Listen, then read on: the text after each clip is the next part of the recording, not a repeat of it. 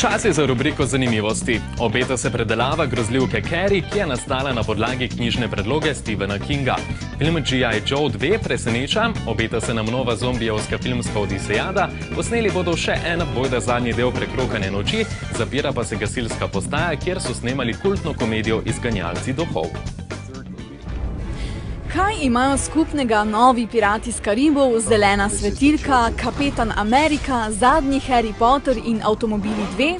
Pravilno, vsi omenjeni letošnji potencialni filmski hiti v svojem naslovu nosijo tudi sila nadležno prikolico, ki sliši na ime 3D. Kar niti ne bi bilo tako moteče, če bi stvar bila resnično dodelana in dovršena, ter vsaj kanček podobna Avatarju, ampak žal gre pri večini zgolj za neizvirno dvigovanje zaslužka s pomočjo dražjih kart. Zato z naše strani dobi pohvalo film G.I. Joe 2. Ja, prav ste slišali, in to zato, ker naslednje leto v kinematografe prihaja povsem brez prikolice. Ironično pa je 3D maniji rekel ne ravno film, katerega vajeti ima v rokah mojster tretje dimenzije John Chu, režiser filma Justin Bieber, Never Say Never. Tudi najslabše knjige enega največjih ameriških avtorjev moderne dobe, Stephena Kinga, so ponavadi berljive. Drugače pa je s filmi posnetimi po leteh. Ti so bodisi nekaj najboljšega, kar ste videli v svojem življenju, na primer Kaznilnica od rešitve in Zelena milja, ali pa Polomija, ki jo boste še pred iztekom od javne špice pozabili, na primer Lovec na sanje. Mislili bi si, da če je že kdo tako pogumen, da se loti remake katerega izmed filmov posnetih po Kingovi knjižni predlogi, bo slednjega izbral iz druge skupine, saj bodimo iskreni, Polomije res ne moreš pokvariti. Ja, pa temu ni tako. Našel se je junak Roberto Aguirre Sacasa, ki bo uničil, se opravičujemo, obudil klasiko Carrie iz leta 1976. To početje je zame nesmiselno, saj je že obstoječi film celo boljši od moje knjige, je novico pokomentiral pisatelj. Se spomnite gasilskega doma iz znanstveno-fantastične komedije Izganjalci duhov?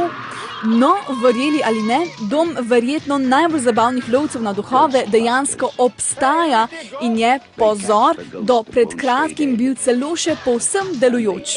Do pred kratkim pa zato, ker se je, kot poroča New York Post, žal znašel na seznamu 20 gasilskih domov, ki jih bo mesto New York zaradi zmanjšanja proračuna primorano zapreti.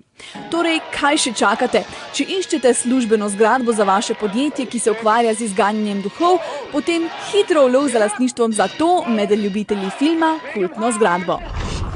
V tem tednu se je vrnila druščina iz filma Prekrokana noč in še preden so nas uspeli nasmejati, je režiser že napovedal nadaljevanje. Prekrokana noč je bila že od nekdaj zasnovana kot trilogija in naslednji film je nepreklicno zadnji, je nekoliko bizarno novinarjem opravičeval nadaljevanje Todd Phillips. Bizarno zato, ker več kot očitno stvar nikoli ni bila zasnovana kot trilogija, ali pa smo mogoče res spregledali kakršenkoli namig za nadaljevanje že v prvem delu. Nadaljevanja je prinesel uspeh in nikakor ne naprej načrtovana zgodba, tako da, dragi Todd, ne nakladaj. Te pa držimo za besedo, da bo šlo za nepreklicno zadnji del, saj nimamo nobene želje po še enih Piratih iz Karibov. Za konec pa še k Ianu McKellenu, Judi Dench in Gillian Anderson, ki se bodo v filmu The Curse of the Buxom Strumpet s skupnimi močmi po robu postavili človeškega mesa lačnim zombijem. Res je, filmov o zombijih je v zadnjih letih nastalo ogromno, vendar priznajmo, ne s tako obetajočo igralsko zasedbo.